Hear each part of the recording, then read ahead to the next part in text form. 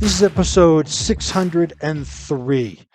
And today we're going to be talking about stop waiting on your life. Are you on hold in your life? Do you feel like you're on hold? You called up a customer service person at a travel company or credit card and they say, hold on, please. And you're just there waiting and waiting and waiting. Have you put your life on the hold button? Are you waiting for the right person to show up? Are you waiting for the right job? Are you waiting for the right promotion? Are you waiting for fill in the blanks to start doing something? Well, stop waiting on your life because when we wait, we actually move farther away from what we want. And so here's some ideas to get you started again when you stop waiting. When we do wait, we put our power somewhere else. We do not own the power anymore to change, to make movements, to do any of those things. When we put our life on hold, we are saying that what we want is in somebody else's hands, in our boss's hands, in the significant other's hands, whatever it is. When we wait, when we put ourselves on hold, we completely take away all our power to have effect on our life. So taking yourself, that's like being on hold in the phone. You hang up and you go back again. You hang up, you go back again. You hang up and go back and dip again until they say, can I put you on hold? You go, no, absolutely not. Because they're controlling your time.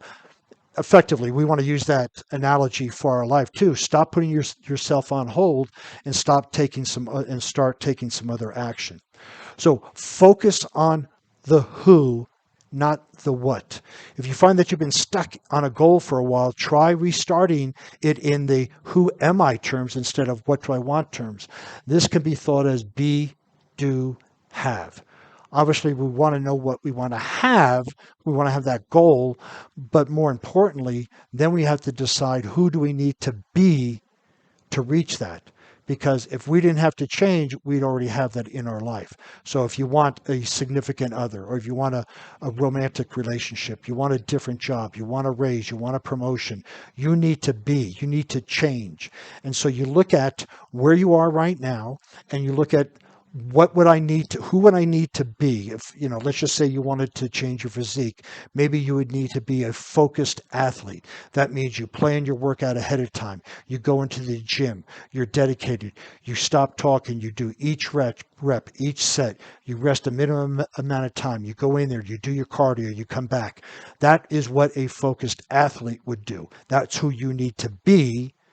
And then you do those things in accordance with that athletic image that you have, and then you get the physique that you want. But if you just say you want the physique and you don't go to the gym and you don't eat right, and you this, how come I don't get the right physique? Because you're not being that focused athlete. If you want to get things accomplished, you need to be that determined warrior. If you're not getting things done and you wonder why, think of the mindset of a determined warrior. What would that warrior need to believe? Their virtues. Then what would they need to do? They need to practice. They would practice every day. They would take action every day. They would measure the results. They would correct and continue. Those are the things that would happen. So if you're looking at and then they would get what they want, right? Be, do, have. Then they would have what they want. They just don't sit there and go, it would be nice to have this. It'd be nice to have that. And you don't change. So out of the next two things that I talk about, this be, do, have is probably the most important thing that you can embrace. If you want to get a really great understanding of it, pick up the book Psycho Cybernetics. It's about self-image. But Carl Jung talked about it in terms of archetypes. We all have these times in our life when we were someone else and we did something that we normally didn't do. That's what we want to do consciously. We want to know who do we want to be to get what we want and then take actions in alignment with it. And it is challenging sometimes to determine who do I need to be to get what I want. So this is why we look at, superheroes or fictitious people or real people. We want to look at that, not them as a human, but them as a avatar or as an archetype, and then understand what their thoughts are, what their beliefs are, what their actions are, and do that to get what we want. So out of all of it, be, do, have, if you embrace that and nothing else, that simple formula will take you a long, long, long way in life. So analyze it. So there's this concept of a 80-20 rule. 80% of your issues in life come 20% of your faults, if you will. 80% of your success in life comes from 20% of your effort. So instead of trying to focus on 100%, I got to stop doing this, stop doing that, all these small little things that aren't going to leverage into big successes, look at that 20%. Maybe you just don't even work out, and maybe you don't even eat good nutrition and sleep well. Change those three things, that's 20%, and you're going to have 80% changes in your life. Just those three things. You don't have to take all the different supplements and do the 10,000 or 3,000 steps and do all these little things that aren't going to make a difference. I'm not saying they're not important, but if you want to get full leverage, focus on the 20% to get the 80%. Stop doing 20% of what you're doing in an unhealthy way, whether it's an unhealthy for a promotion, unhealthy for a relationship, or unhealthy for your physical health. Stop doing 20% and see an 80% result of that. So stop doing 20%, start doing 20%, and see the huge shift that's going to happen in your life. And you know what that 20% is. You absolutely know if you just stopped eating sugar and processed food, boy, your physique would change. If you would just get 8 hours of sleep, you could get to the gym. Those are the 20% that have the biggest impact on your life. Sign of value. So one of the biggest mistakes I see is that clients discount the value of their time. And what I mean is not how much they get paid per hour, but by saying yes to things that take away from others, right? Remember, when you say yes to something, you say no to 100 other things. One of those 100 other things might be who you want to be. So we'll use, changing your physique, and you have this focused athlete, and somebody says, hey, can we go out for a walk? But you're determined to go to the gym, and you tell them, okay, I'll go for a walk with you. Well, by going for a walk, you're saying yes, you're saying no to the gym, no to the focused athlete, no to that dedication. It could be appropriate maybe to say, hey, I appreciate you asking me. I'm going to the gym. Why don't you join me at the gym? And then afterwards we can go for a walk, right? That's saying yes to what you want.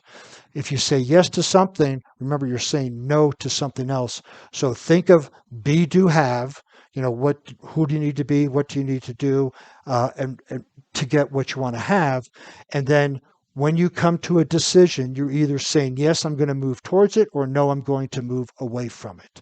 And it really is that simple. It may not be easy, but it's simple. So determine what it is. Value your time, value your focus, value who you want to be and what you want to do by saying yes to those things and saying no to the other things. Saying no to TV and get up and go for that walk. Saying no to fast food and saying yes to preparing a home-cooked meal, right? When we say no and yes, these things are there. But the more we say yes to what supports us, the more that's who we need to be and do to get to what we want to have. So remember, when you say yes, are you saying yes to go towards your goal, or are you saying yes to go away from it? Because there's only two directions. You either go towards or away. So when you're saying yes to something, and I'm not saying this has to be, black and white. Obviously, there are times when friends needs us, we make concessions. But if you look at, the majority of the time that you're saying yes to it, then that gives you that flexibility. But if you're saying yes to everything except yourself, then that's why we are waiting on our life. Well, I'm waiting for my friends to get their act together. I'm waiting for the gym to have a class when I can take it. I'm waiting for this. I'm waiting for that. Stop waiting and just make it happen. And then you can start to adjust and correct and continue to blend your life into the way that you want to.